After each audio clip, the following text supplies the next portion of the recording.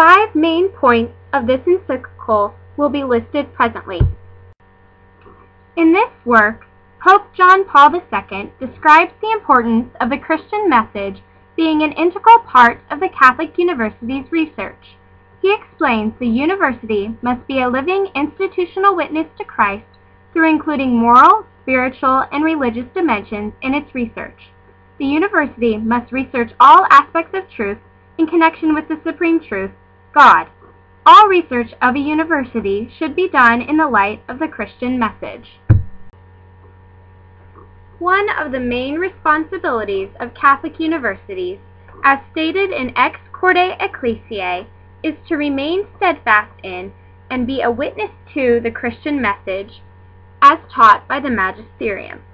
The university must recognize and adhere to the authority of the Church in matters of faith and morals. Teachers within the university are called to be witnesses and educators of an authentic Christian life. The Church society must encourage and promote constant growth of the university through leadership and service in accordance with the teachings of the Church. Pope John Paul II also discusses the importance of Catholic universities as tools to help the Church welcome or defend against modern discoveries and developments. He states that the university is one of the best instruments the Church has in this age. The universities must search for meaning to guarantee new discoveries will be used for the authentic good of the individual and society. He states that this task of the university is assuming greater importance and urgency. The universities must be willing to speak the truths they have unveiled in the light of the Christian message, even if they may be uncomfortable or not accepted by society. Another point Pope John Paul II makes is the necessity of the integration of faith into daily life. The Catholic universities must integrate religious and moral principles with academic study and other university activities. In this way, a relationship between faith and daily life is established. Pope John Paul II again calls teachers and administrators within the university to live as examples of an authentic Christian life to inspire and educate the students.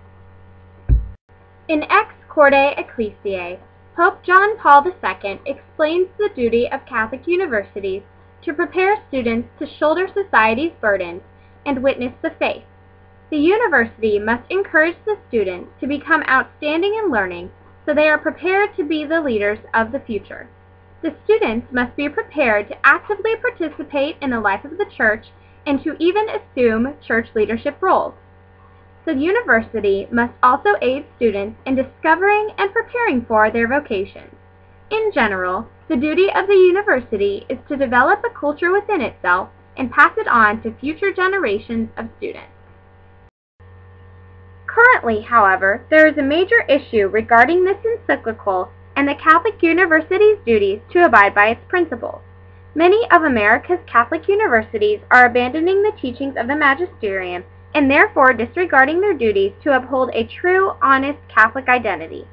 As the teachings of the Catholic Church continually conflict with modern society, more and more Catholic universities are faltering and directly violating the teachings of the magisterium.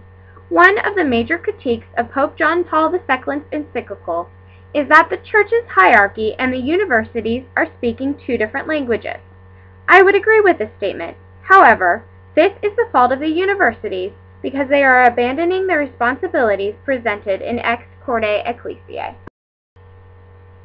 In conclusion, Catholic universities are born from the heart of the Church and therefore an integral part of the Church's culture in the modern age. In order for a university to uphold the correct Catholic identity, it must do all things in the light of the Christian message and in accordance with the Church's teachings, search for truth among new discoveries and developments, and prepare students to evangelize the good news and live an authentic Christian life. The modern conflict over the Catholic identity of universities stems from the university's abandonment of the responsibilities previously listed.